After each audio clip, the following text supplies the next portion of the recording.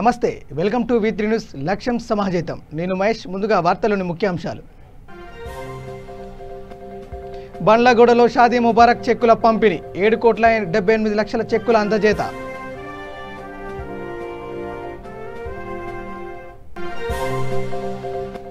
Malakpet Yashoda hospital వద్ద BJP నాయకుల ఆందోళన, కార్పొరేట్ ఆసుపత్రుల దోపిడీ అరికట్టాలని డిమాండ్.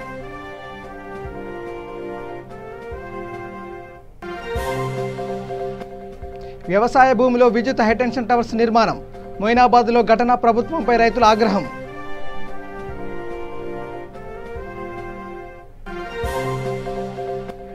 విశాఖలో ఎస్ఎఫ్ఐ నిరసన, కరోనా పరీక్షల నిర్వహణపై అభ్యంతరం.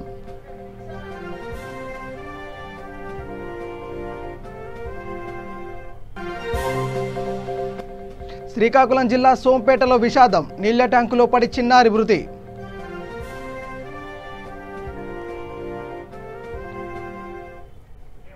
బండ్లగూడ మండల పరిషత్ కార్యాలయంలో షాదీ ముబారక్ కళ్యాణ్ లక్ష్మి చెక్కుల పంపిణీ కార్యక్రమం నిర్వహించారు. ఎంఆర్ఓ షేక్ పరీన్ ఆధ్వర్యంలో 799 మంది షాదీ ముబారక్ 8 కళ్యాణ లక్ష్మి చెక్కులను అందజేశారు. 7,70,00,000 షాదీ ముబారక్ 8 లక్షల రూపాయల చెక్కును లబ్ధిదారులకు అందజేశారు. ఈ కార్యక్రమంలో ఏఎంఐఎం కార్పొరేటర్లు సలీంబాగ్, షాహిద్ బిన్ అబ్దుల్ తదితరులు పాల్గొన్నారు.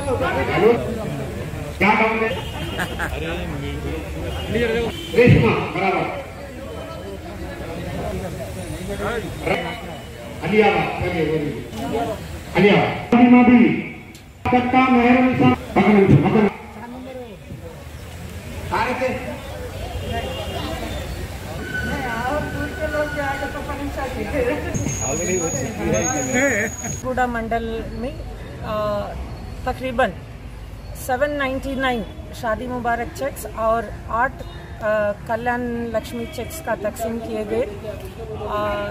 जनाब अकबरुद्दीन ओवैसी साहब के जानिब से और हमारे जनाब सीएम साहब चंद्रशेखर राव साहब के जानिब से ये जो प्रोग्राम्स हम लोग वेलफेयर स्कीम्स कर रहे हैं, हम लोग पब्लिक से ख़ास तरह से ये गुजारिश करते हैं कि आप लोग किसी मिडिलमैन या दलालों के पास मत जाइएगा. आप डायरेक्ट आपका एप्लीकेशन मी सेवा में देके हमारे पास आपका एप्लीकेशन दर्ज कीजिए और हम लोग इमीडिएटली विदिन 15 डेज़ के अंदर इंक्वायरी करके आपको ये शादी मुबारक और कल्याण लक्ष्मी के लिए रेकमेंड करेंगे. और आप किसी के पास जाने की ज़रूरत नहीं है. हम लोग लगभग पूरे डिस्ट्रिक्ट के अंदर अपने मंडल में सबसे ज़्यादा 835 शादी मुबारक और 8 कल्याण लक्ष्मी आज के दिन पूरे चेक्स तैयार करके कोविड के वजह से सिर्फ 50 लोगों को यहाँ पर बुलाया गया और सोशल डिस्टेंसिंग मेंटेन करते हुए आज ये चेक्स डिस्ट्रीब्यूशन प्रोग्राम मनाया गया. Thank you.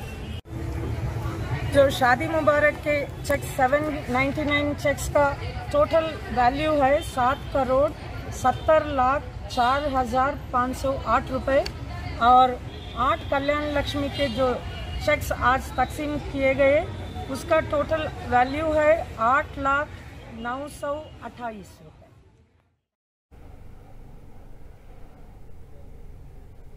Malakpet Yashoda hospital వద్ద బీజేపీ నాయకులు ఆందోళన చేపట్టారు. ఆసుపత్రిలో చికిత్స పొందుతూ మృతి చెందిన శ్వేత అనే మహిళ కరోనా సోకిందని, చికిత్స కోసం 20 లక్షలు వసూలు చేశారని, డెత్ సర్టిఫికెట్లో మాత్రం గుండెపోటు అని ఇచ్చారని వారు ఆరోపించారు. రిపోర్టుల కోసం ప్రశ్నించిన శ్వేత భర్త మాధవరెడ్డిని నిర్బంధించారని, దీనిపై ప్రశ్నించిన బీజేపీ నాయకులను అరెస్ట్ చేశారని మండిపడ్డారు. డెలివరీ కోసం వచ్చిన తన భార్యకు కరోనా సోకిందని, లక్షలు వసూలు చేసిన ఆసుపత్రి యాజమాన్యం తన ఆరోగ్య పరిస్థితిపై సిబ్బందిని అడిగితే చనిపోయిందని చెప్పారని ఆవేదన వ్యక్తం చేశాడు. మాధవరెడ్డి 20 లక్షలు బిల్లు కట్టించుకొని తర్వాత భార్య మృతి చెందిందని చెప్పడం చాలా దారుణమని, ప్రభుత్వం కార్పొరేట్ ఆసుపత్రుల దోపిడీ అరికట్టాలని కోరారు.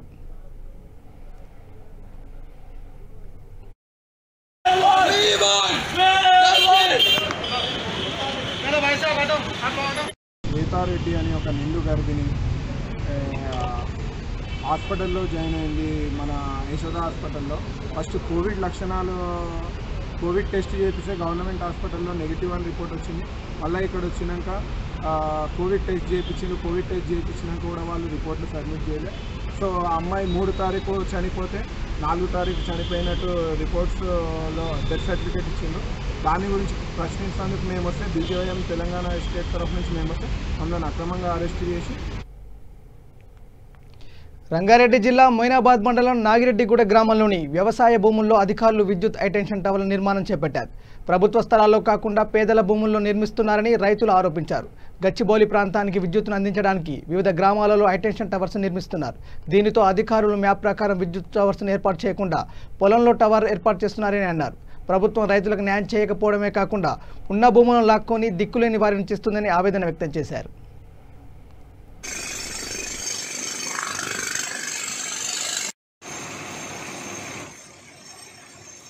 నా పేరు శ్రీకాంత్. నేను నాగిరెడ్డిగూడ విలేజ్ నుంచి మాట్లాడుతున్నాను. ఇక్కడ 400 kV లైన్ వస్తుంది కేతిరెడ్డిపల్లి నుంచి.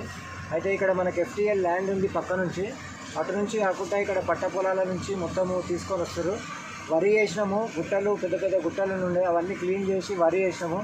దాదాపు ఒక 10 సంవత్సరాల నుంచి మెల్లమెల్లగా తీసుకొని మెల్లమెల్లగా సాఫ్ చేసి ఇప్పుడు వరి పంట ఫస్ట్ పంట వేసినాం సార్. ఈ పంటని మొత్తం ఖరాబ్ చేసేసి ఈ పోల్ వేస్తాం సార్. ఈ పోలు ఒక డిజైన్, ఫస్ట్ 3 డిజైన్లు ఉన్నాయి సార్. ఫస్ట్ ఒకటి ఇటు నుంచి ఉంది, తర్వాత ఒకటి FTL ల్యాండ్ నుంచి మొత్తం ఉంది సార్. కావాలని మాకు ఆర్థిక బలం లేకపోవడం వల్ల మేము ఇక్కడ నుంచి వేస్తాం సార్. ఒకసారి పోల్ చూడండి సార్, మొత్తం FTL ల్యాండ్ నుంచి ఉన్నాయి సార్.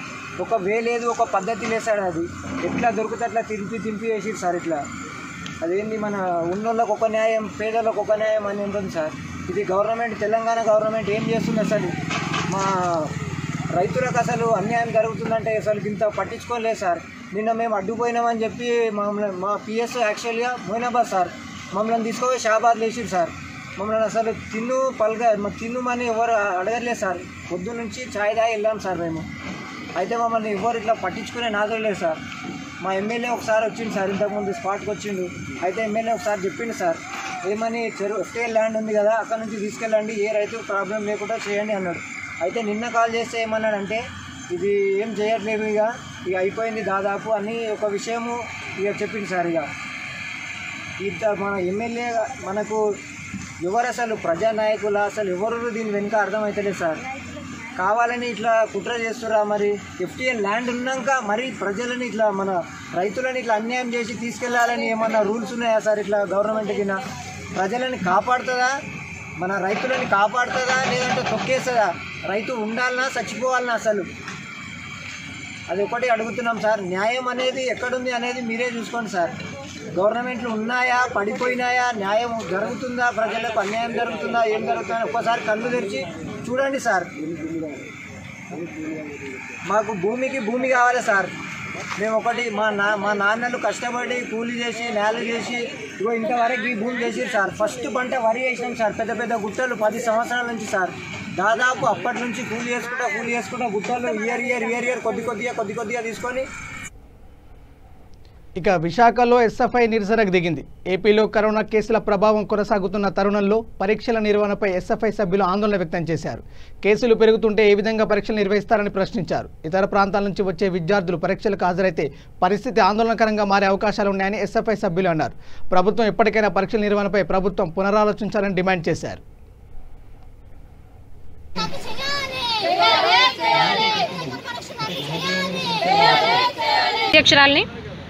ఈరోజు కరోనా విపత్కర సమయంలో పరీక్షలన్నీ కూడా వాయిదా వేయాలని, ఫీజులన్నీ కూడా రద్దు చేయాలని SFIగా మేము డిమాండ్ చేస్తూ ఉన్నాం. ఎందుకంటే ఈరోజు కరోనా విజృంభణలో కేసుల నమోదులో ప్రపంచంలో మొదటి స్థానంలో భారతదేశం ఉంది. రాష్ట్రం కూడా దేశంలో 2వ స్థానంలో ఉంది. కాబట్టి ఇటువంటి పరిస్థితుల్లో విద్యార్థుల జీవితాలతో ఆటలాడడం అనేది సరైంది కాదు.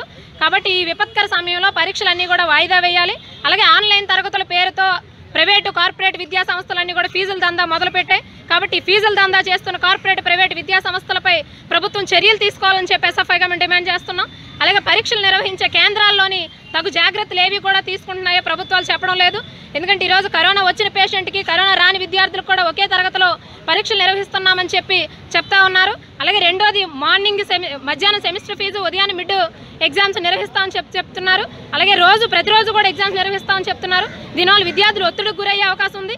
ఇంటర్నల్ ఎగ్జామ్స్ అన్నింటినీ కూడా రద్దు చేయాలని, కేవలం సెమిస్టర్ పరీక్షలు మాత్రమే నిర్వహించాలని చెప్పి ఎస్ఎఫ్ఐగా మేము డిమాండ్ చేస్తున్నాం. అలాగే ఈ విపత్కర సమయంలో విద్యార్థులు ఎటువంటి సూసైడ్లకు కానీ చేసుకోకుండా ఉండాలి అంటే ఒత్తిడి లేకుండా పరీక్షలు నిర్వహించాలి. అలాగే ఈరోజు యూనివర్సిటీలు లాంటివన్నీ కూడా క్వారంటైన్ కేంద్రాలుగా నిర్వహించారు. ఇప్పుడు ఇటువంటి పరిస్థితుల్లో విద్యార్థులందరికీ వివిధ జిల్లాలు వివిధ రాష్ట్రాల నుంచి వస్తున్న విద్యార్థులందరికీ షెల్టర్ ప్రొవైడ్ చేయకుండా ఎలా పరీక్షలు రాస్తారని చెప్పి మేము ప్రశ్నిస్తా ఉన్నాం. కాబట్టి అన్ని రకాల ఫీజులు రద్దు చేయాలి, అన్ని రకాల పరీక్షలన్నీ కూడా. సైక్లింగ్ వలన ఆరోగ్యంగా ఉంటారని, ప్రతి ఒక్కరూ మాస్క్ ధరించాలని అవగాహన చేస్తూ 110 కిలోమీటర్లు సైకిల్ యాత్ర చేశారు. నాగర్ కర్నూలు జిల్లా కొల్లాపూర్కు చేరుకున్న సైకిల్ యాత్ర Palamuru super riding cycling club ఆధ్వర్యంలో ప్రారంభించినట్లు డాక్టర్ శ్రీను వెల్లడించారు. మహబూబ్నగర్ నుంచి సోమశీల వరకు 110 కిలోమీటర్లు సైకిల్ యాత్ర కొనసాగుతుందని అన్నారు. సైకిల్ తొక్కడం వలన మనిషి ఆరోగ్యంగా ఉంటారని, కరోనా వైరస్ను అరికట్టాలంటే మాస్కులు తప్పనిసరిగా ధరించాలని, భౌతిక దూరం పాటించాలని ఆయన సూచించారు. ట్రీట్మెంట్ సాగుతూనే నడుస్తుంది. మంత్రి గారు వచ్చి అడ్మిట్ చేయించారు.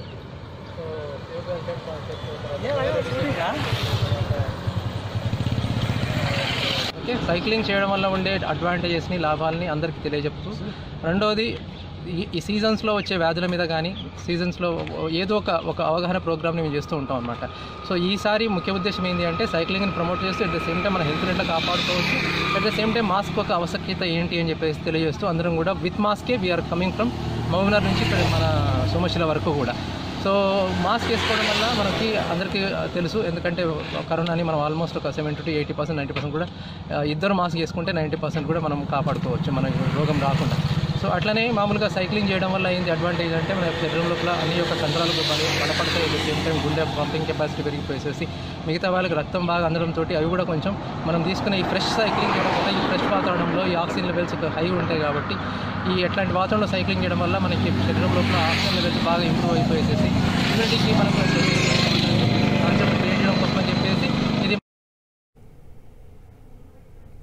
శ్రీకాకుళం జిల్లా సోంపేటలో చిన్నారి మృతి మిస్టరీగా మారింది. హేమశ్రీ అనే చిన్నారి కనిపించకపోవడంతో ఆందోళన చెందిన తల్లిదండ్రులు వెతకడం ప్రారంభించారు. అంతలో తమ ఇంటిపై ఉన్న నీళ్ల ట్యాంకులో హేమ పడి ఉందని తెలుసుకున్నారు. అయితే కొన ఊపిరితో ఉన్న చిన్నారిని బయటికి తీసి ఊటావుటిన సోంపేట సామాజిక ఆసుపత్రికి తరలించిన ఫలితం లేకపోయింది.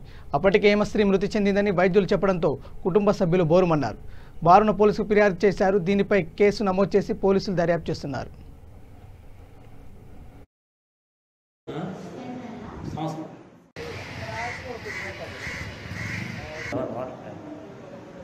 आप चने में फोर्स का सांस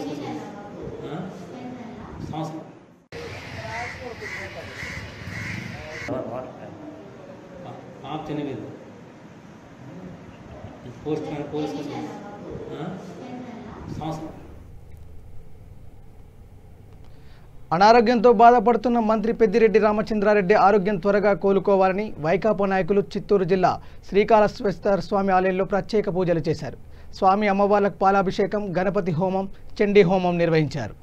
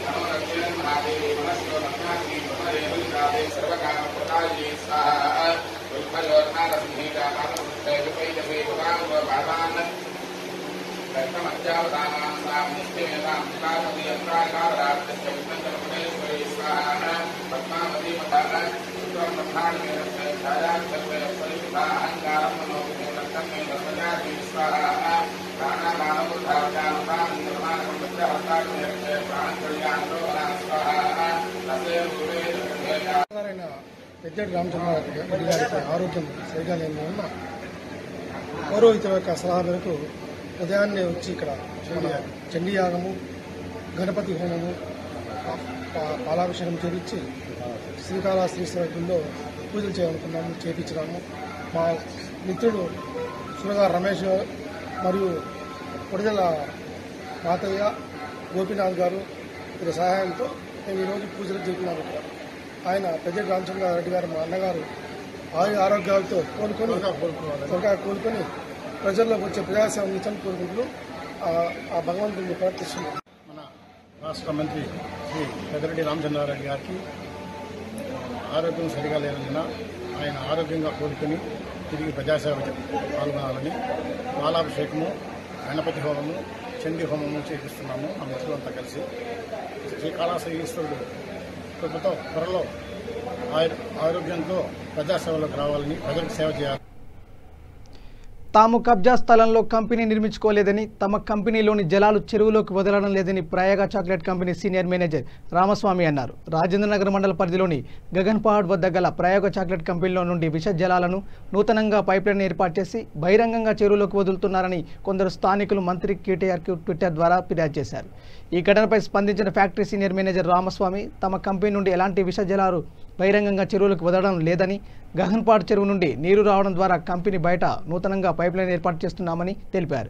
కెమికల్ డంపింగ్ లాంటి అక్రమ చర్యలకు తాము పాల్పడడం లేదని, కాలుష్య నివారణ మండల అధికారులు, మున్సిపల్ అధికారులు ఏ సమయంలోనైనా తమ కంపెనీలోకి వచ్చి తనిఖీలు నిర్వహించుకోవచ్చని స్పష్టం చేశారు.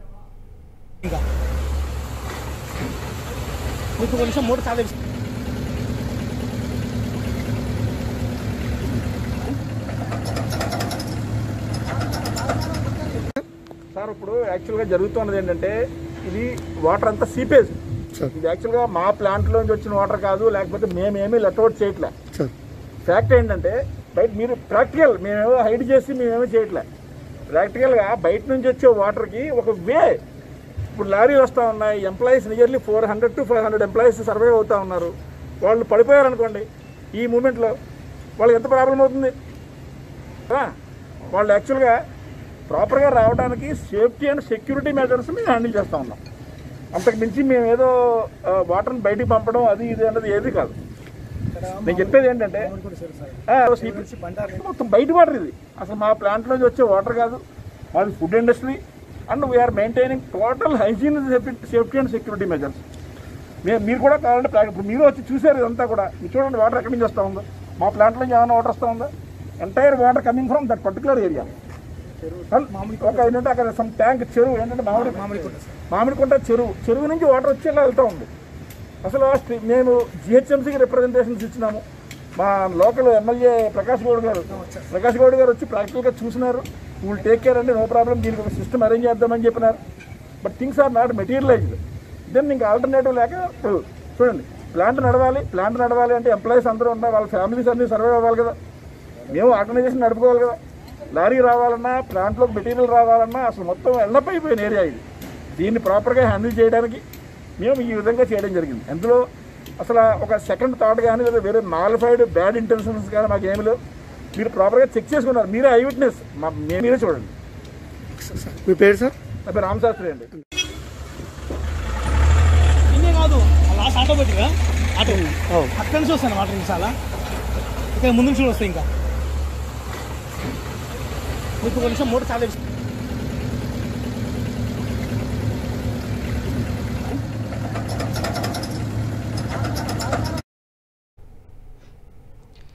రంగారెడ్డి జిల్లా మీర్పేట కార్పొరేషన్లోని ప్రశాంతి చెందిన వి సత్యనారాయణరావు రాష్ట్ర ప్రభుత్వం నుండి ఉత్తమ ఉపాధ్యాయ అవార్డుకు ఎంపికయ్యారు.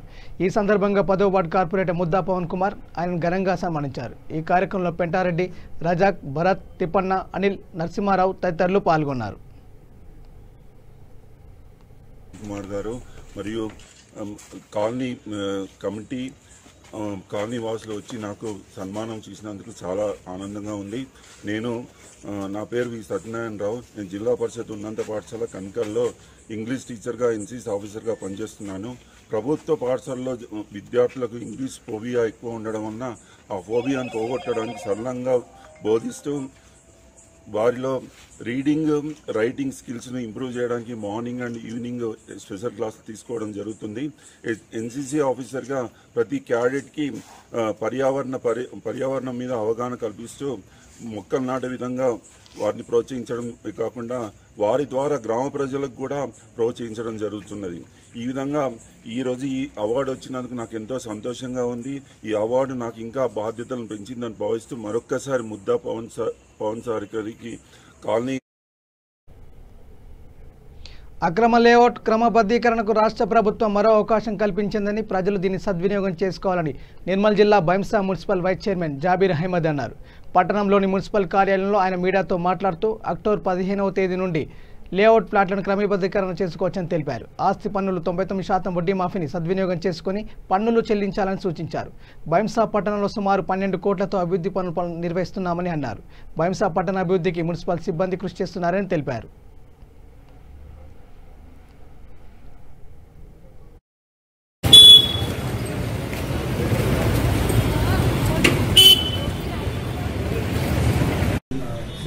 तरफ से అది ఒకటి స్కీమ్ వచ్చిన 90% పెనాల్టీ మాఫ్ ఇది సెప్టెంబర్ 15 దాకా ఉన్నాయి. మాకు 30% ఇప్పుడు దాకా వచ్చిన మాకు 3 crores మాకు ఏరియాస్ ఉన్నాయి. 3 crores మేము 90 lakhs మేము వసూలు చేసినామే.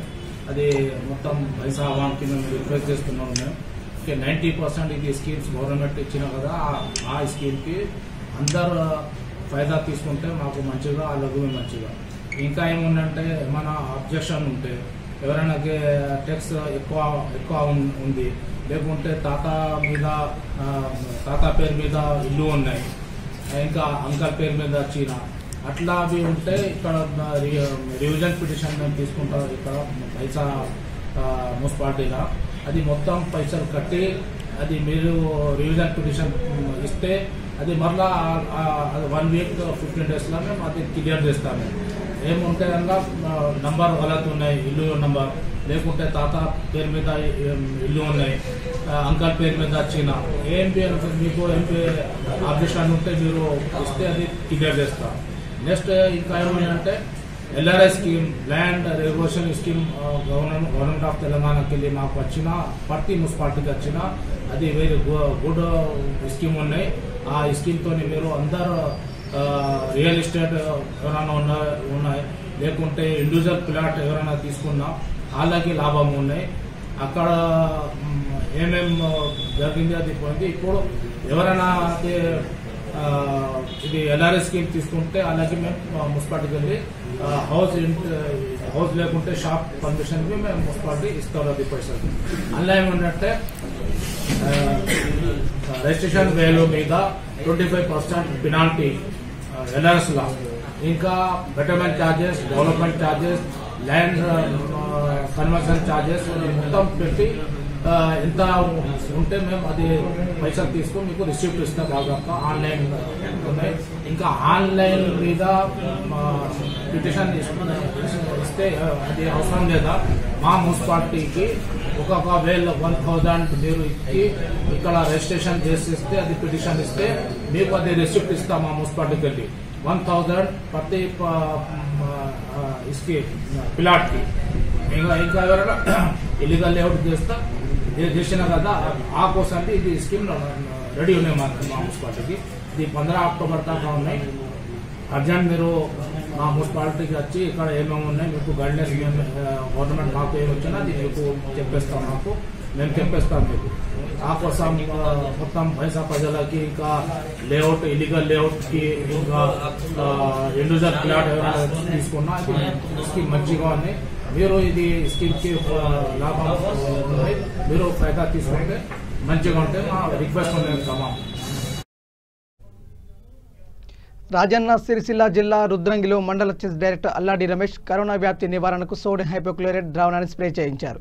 కరోనా మహమ్మారిని అరికట్టడానికి ప్రతి ఒక్కరూ కృషి చేయాలని సర్పంచ్ ప్రభలత సూచించారు. ఈ కార్యక్రమంలో వార్డు సభ్యులు రాజేందర్, లచ్చిరెడ్డి, గంగాధర్, వెంకటేష్ తదితరులు పాల్గొన్నారు.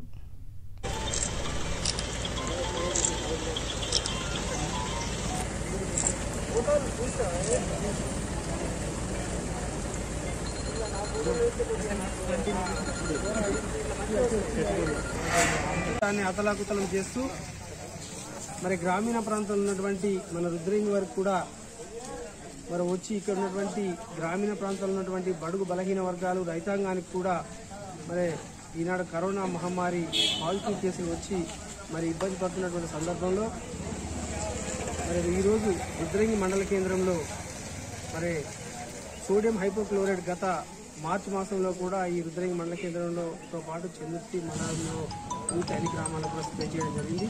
ఈరోజు కూడా మరి చందుర్తితో పాటు ఈరోజు రుద్రేంగి మండల కేంద్రంలో మన సొంత ట్రాక్టర్స్ యాస్పీ మరి పవర్ స్ప్రే ద్వారా మరి సోడియం హైపోక్లోరైడ్ ద్రావణాన్ని మరి గల్లీకి ఇంటింటికి స్ప్రే చేయించినట్టయితే ఈ కరోనా మహమ్మారికి సంబంధించినటువంటి వైరస్, ఈ కోవిడ్-19 సంబంధించినటువంటి వైరస్ నశించడానికి చనిపోవడానికి ఈ సోడియం హైపోక్లోరైడ్ ద్రావణాన్ని స్ప్రే చేయాలి. కాబట్టి మరి ఈరోజు నా సొంత ట్రాక్టర్ ద్వారా ఈ రుద్రేంగి మండల కేంద్రంలో ఒక్కరోజైనా 2 రోజులైనా పర్లేదు గల్లీకి ఇంటింటికి కూడా స్ప్రే చేయించి మరి రుద్రేంగి మండల కేంద్రం నిన్న కూడా కరోనా పాజిటివ్ నీళ్ళు రావడం జరిగింది. ఆ రుద్రేంగి లక్ష్మీనరసింహస్వామి కృపాకటాక్షాల ద్వారా ఈ ప్రాంతము రుద్రేంగితో పాటు రుద్రేంగి మండలంతో పాటు యావత్ తెలంగాణ ఈ దేశంలో మన కరోనా మహమ్మారి తరిమికొట్టడం కొరకు మరి ముఖ్యంగా భౌతిక దూరంతో పాటు ఇది కమ్యూనిటీ స్ప్రెడ్ అయింది కాబట్టి ప్రతి ఒక్క పౌరుడు కూడా మరి భౌతిక దూరంతో పాటు మరి మాస్కులతో పాటు మరి ఈ సోడియం హైపోక్లోరైడ్ ద్రావణాన్ని స్ప్రే చేయించి కొన్ని జాగ్రత్తలు వహించినట్టయితే మరి ఏదైతే ప్రభుత్వం ఇస్తున్నటువంటి మన హెల్త్ డిపార్ట్మెంట్ ఇస్తున్నటువంటి సూచనలను పరిగణలోకి తీసుకొని ప్రతి ఒక్క పౌరుడు గ్రామీణ స్థాయిలో ఉన్నటువంటి ప్రజాపతి కావచ్చు, చదువుకున్న వ్యక్తులు కావచ్చు, ఇంటలెక్చువల్స్ కావచ్చు, మన సామాజికవేత్తలు కావచ్చు, దయచేసి పాత్రికేయ మిత్రులు కూడా దీనిలో కీలక భూమిక పోషించాల్సిన అవసరం ఉన్నది. ఆనాడు మీ అందరికీ తెలుసు తెలంగాణ రాష్ట్ర సాధనలో కూడా మరి ప్రెస్ పాత్రికేయ మిత్రులు కూడా కీలక భూమిక పోషించింది కూడా తెలుసు. ఈరోజు కూడా ఈ కరోనా మహమ్మారిని యావత్తు భారతదేశంతో పాటు మన ప్రాంతంలో కూడా మరి చాలా కేసులు మరి రుద్రేంగినటువంటి ఈ గ్రామంలో మరి సుమారు 50 కేసులు పాజిటివ్ రావడం జరిగింది.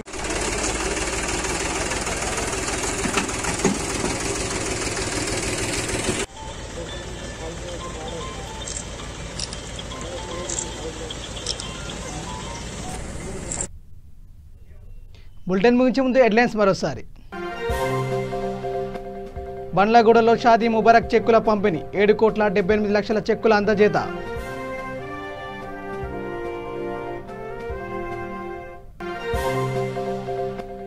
మలక్పేట యశోద హాస్పిటల్ వద్ద బీజేపీ నాయకుల ఆందోళన, కార్పొరేట్ ఆసుపత్రుల దోపిడీ అరికట్టాలని డిమాండ్.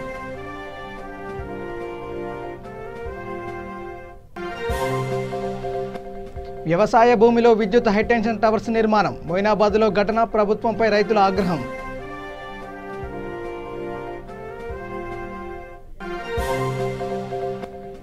విశాఖలో ఎస్ఎఫ్ఐ నిరసన, కరోనా పరీక్షల నిర్వహణపై అభ్యంతరం.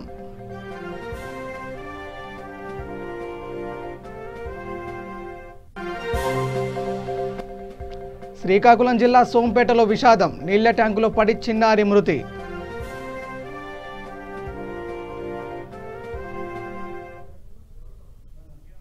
ఇవి bulletin updates. Keep watching V3 news. లక్ష్యం సమాజేతం. నమస్కారం.